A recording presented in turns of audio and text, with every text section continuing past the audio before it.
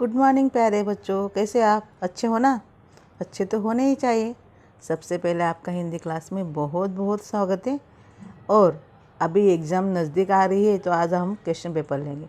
वैसे भी अगले इसके हफ्ते जो है ये जो थर्सडे को आपका लेखन कौशल्य रहेगा, फ्राइडे को ग्रामर रहेगा और फ्राइडे के दिन ग्रामर की एक एग्ज़ाम भी रहेगी, गूगल टेस्ट। और उसी के साथ क्वेश्चन पेपर सॉल्यूशन हम हर सैटरडे लेने वाले, ठीक है। तो अगर आप इस बात पे ध्यान देंगे, ये वीडियो अच्छे से देखेंगे तो आपको पेपर किस तरह से लिखना है ये भी समझ में आ जाएगा। तो इसके लिए वीडियो देखना मत भूले और वीडियो ज़रूर देखना है। तो सबसे पहले हम आज तय करेंगे कि आपका जो सिलेबस है, आपका जो अनुक्रमणिका में जो सिलेबस का जो पेज है वो खोलिए और वहाँ पे नाखून क्यों बढ़ते हैं और गाँव शहर ये 2 लेसन स्किप है, बराबर मालूम है ना सबको।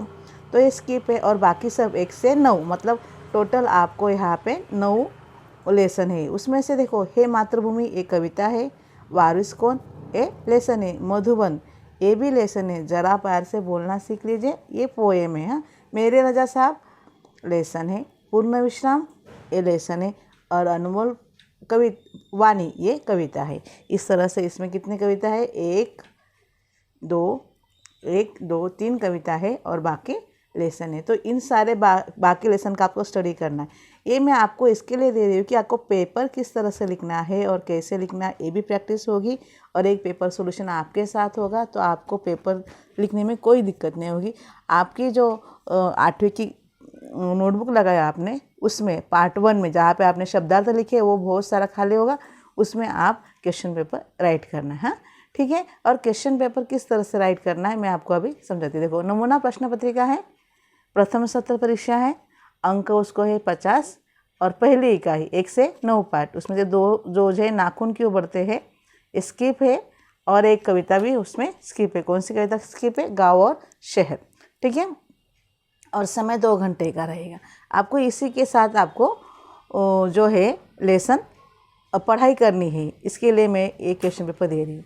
तो सबसे पहले जो होता गद्य विभाग आएगा, उसके लिए 16 अंक है। कितने अंक है? 16। हाँ, मतलब इसमें 2 गद्य रहेंगे जो पठित रहेगी, जो आपके टेक्स्ट बुक में से ही निकाले जाएंगे। जितने लेसन हैं हमारे उसमें से कोई भी 2 लेसन में से 2 पैसेज आएगा और उसको एक को 8 मार्क और दूसरे को 8 अंक, तो उसकी तरह से 16 अंक गद्य विभाग के रहेंगे। तो सबसे पहले क्या करने का आपको, अभी जब लिखेंगे तो प्रश्न क्रमांक 1 लिखेंगे, अ लिखेंगे, सूचना भी लिखेंगे, निम्नलिखित परिच्छेद पढ़कर सूचनाओं के अनुसार कृतियाँ कीजिए। ये कहाँ पे लिखना है हमने? नोटबुक में। लेकिन जब असल में आप एग्ज़ाम पेपर में लिखेंगे तो आपको सिर्फ क्वेश्चन नंबर 1 और इतना ही लिखना है, वहाँ पे पैसेज लिखने की भी ज़रूरत नहीं। अभी यहाँ पैसेज भी आपको लिखना नहीं, क्या करना है शॉर्टकट, जैसे हम हमेशा लिखते हैं वैसे बॉक्स बनाना है, लेसन का नाम लिखना है। अभी ये जो है वो वारिस कौन इस पार्ट से है और उसका पृष्ठ क्रमांक वहाँ लिखना है। पहली 1 2 4 शब्द और बीच में डैश और बाद में 2 4 शब्द, इस तरह से लिखना, मतलब आपकी जो राइटिंग है वो वहाँ पे बच जाएगी, ठीक है। तो सबसे पहले क्या करना है कि आपको जो पैसेज दिया है वो ध्यान से पढ़ना है। मैंने बीच बीच में उसका हाईलाइट भी किया है। क्यों किया है? क्योंकि वो आंसर जो है मैंने ढूंढे हैं। आपको भी इस तरह से आंसर ढूंढकर वो सॉल्व करके लिखना है। तो हम पढ़ने लगते हैं, ठीक है। देखिए, यहाँ पे एक राजा था, उसको 4 बेटियाँ थी। राजा ने सोचा कि इन चारों में से जो सबसे बुद्धिमती होगी उसे ही अपना राजपाट सौंपेगा। इसका फैसला कैसे हो वो सोचने लगा। अंत में उसे एक उपाय सूझ गए। ये हम पढ़ चुके हैं, फिर भी मैं आपको फिर से पढ़ा रही हूँ। हाँ, उसने एक दिन चारों बेटियों को अपने पास बुलाया, सभी को गेहूं के 100 दाने दिए और कहा, इसे तुम अपने पास रखो, 5 साल बाद मैं जब इन्हें मांगूंगा तब सब मुझे वापस कर देना, ठीक है। गेहूं के दाने लेकर चारों बहनें अपने कमरे में लौट आई।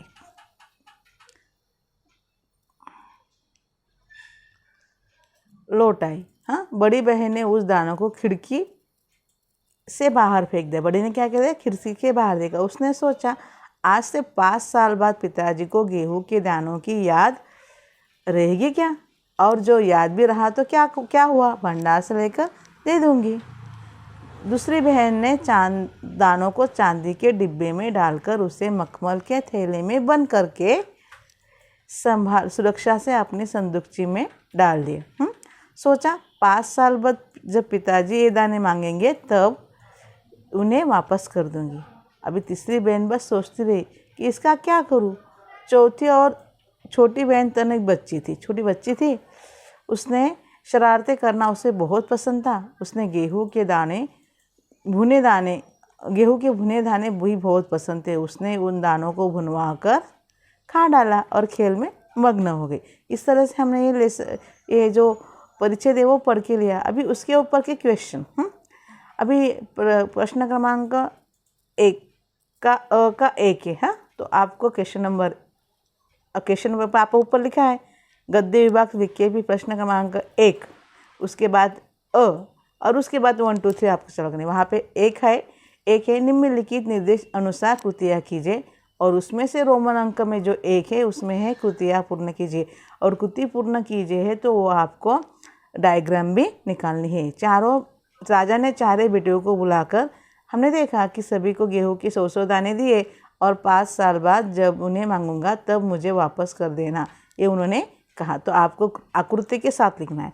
दूसरा क्वेश्चन जो है सही विकल्प चुनकर वाक्य फिर से लिखिए। यहाँ पे सिर्फ आंसर लिख कर नहीं चलेगा, वहाँ पे नंबर 2 फिर उसका वो पूरा सेंटेंस और 5। देखो तुम अपने पास रखो, 5 साल बाद मैं इन्हें मांगूंगा।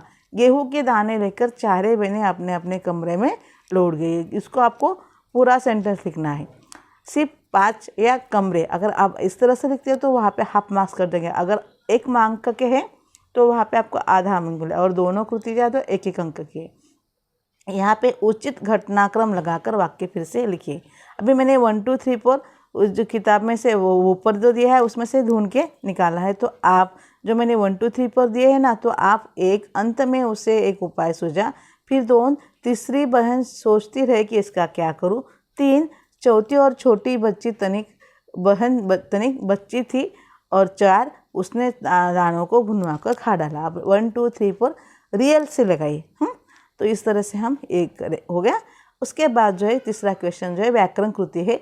सूचना के अनुसार कृति कीजिए। Question number 3। हाँ, आपको सूचना के अनुसार कृति कीजिए ये लिखना है, लेकिन अभी नोटबुक में सब कुछ लिखना है। अंडरस्टैंड? क्योंकि आपको नहीं समझेगा ना क्वेश्चन क्या है, इसके लिए वो लिखना है। निम्नलिखित शब्दों के पर्यायवाची शब्द लिखिए। अगर किसी के पास डाइजेस्ट है तो डाइजेस्ट के पीछे ये क्वेश्चन पेपर है, आप वहाँ भी आंसर लिख सकते हैं। और वो आंसर लिखने के बाद मुझे आप फोटो सेंड करेंगे तो भी चलेगा। किसी के पास डाइजेस्ट है तो, अगर डाइजेस्ट नहीं है तो फिर आप अपने नोटबुक में ये लिखने का है। निम्नलिखित शब्दों के पर्यायवाची शब्द लिखिए। चांदी, रजत, राजा, रूप। ओके। निम्नलिखित शब्दों को लिंग बदल के लिखिए। लिंग 2 ही प्रकार के हैं, स्त्रीलिंगी और पुल्लिंगी। मराठी में नपुंसक लिंग नहीं, बिल्कुल नहीं है, तो उसको याद रखना। नहीं, हिंदी में नपुंसक लिंग नहीं है, मराठी में है। तो हिंदी में आपको नपुंसक लिंग याद रखने की बिल्कुल भी ज़रूरत नहीं है। ठीक है। संदूकची लिंग बदल के लिखना है, संदूक। उसके बाद डिब्बी, डिब्बा। और लास्ट में जो बुद्धिमान शासक शासन में एक प्रजा सुखी रहती विषय पर अपने विचार लिखिए। तो ये हुआ आपका सोमत कृति जो है मैं यहाँ पे दे रही हूँ। देखो वहाँ पे कहाँ सोमत अभिव्यक्ति। बुद्धिमान शासक के शासन में ही प्रजा सुखी रहती है विषय पर अपने विचार लिखिए। यथा राजा तथा प्रजा, मतलब जैसा राजा वैसी प्रजा। कहावत के अनुसार राज्य का राजा जैसा होगा उसकी प्रजा भी वैसी होगी। राजा शीलवान होगा तो प्रजाजनों में भी सद्गुणों का विकास होगा। राजा मूर्ख होगा, स्वार्थी होगा तो उसके आसपास चटुकारे का जमघट लगा रहेगा, मतलब स्वार्थी लोग उसके आसपास रहेंगे। इसी प्रकार शासक यदि बुद्धिमान होगा तो वह सदैव प्रजा के विषय में सोचेगा। ऐसे शासक के शासनकाल में प्रजा निर्भय होकर अपना कर्म करती है। ऐसे शासक के जीवन का उद्देश्य होता है प्रजा के हित के लिए विभिन्न योजनाएं बनाए, रोजगार के अवसर प्रदान करे, कृषि उद्योग आदि को प्रोत्साहन देना, कला साहित्य को आश्रय देना, ऐसे राजा शासन काल में राज्य निरंतर प्रगति के मार्ग पर बढ़ता है और जनता प्रसन्न और सुखी रहती है। इस तरह से आप अपने हिसाब से भी लिख सकते हैं ये क्वेश्चन का आंसर। अगर आप डाइजेस्ट में लिख रहे हैं तो वहाँ पे एक पेज चिपका दीजिए, पेज स्टेपलर के साथ वहाँ पे स्टेपल कीजिए। ओके, उसके बाद दूसरा क्वेश्चन जो है देखो वहाँ पे प्रश्न क्रमांक 1 का आ। हाँ, तो अभी दूसरा भी क्या होगा, परिच्छेद ही रहेगा। तो परिच्छेद किसका है देखिए, हम यहाँ पे देखते हैं अभी। हाँ ठीक है, हाँ हम ज़रा पढ़ते हैं और फिर समझते हैं। देखो वहाँ पे है,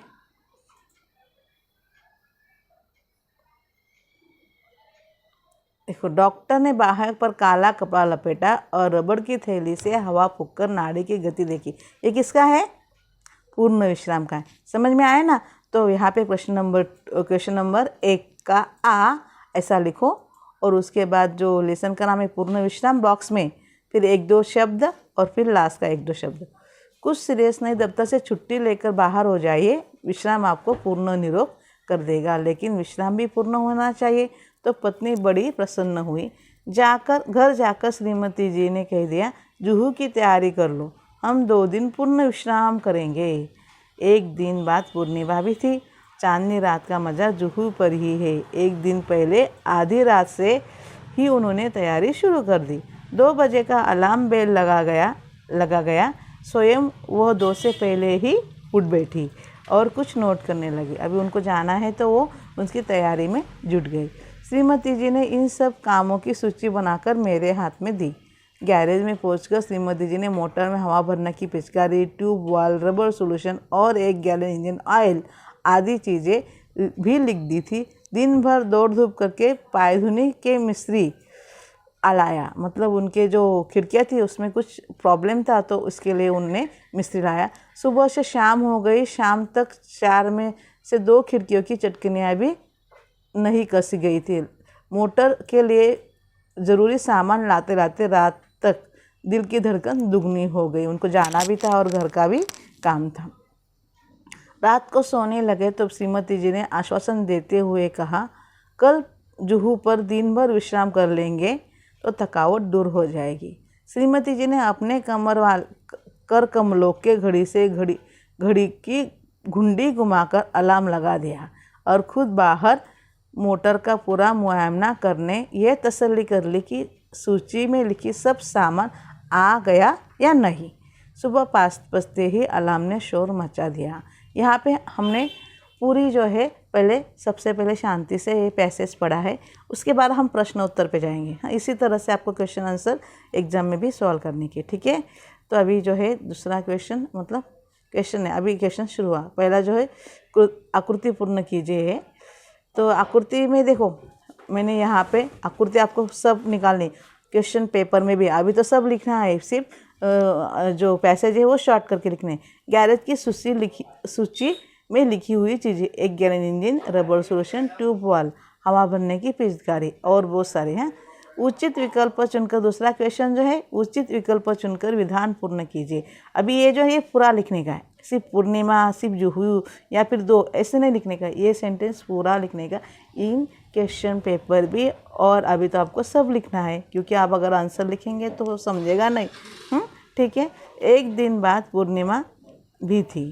चांदनी रात का मज़ा जुहू पर ही है।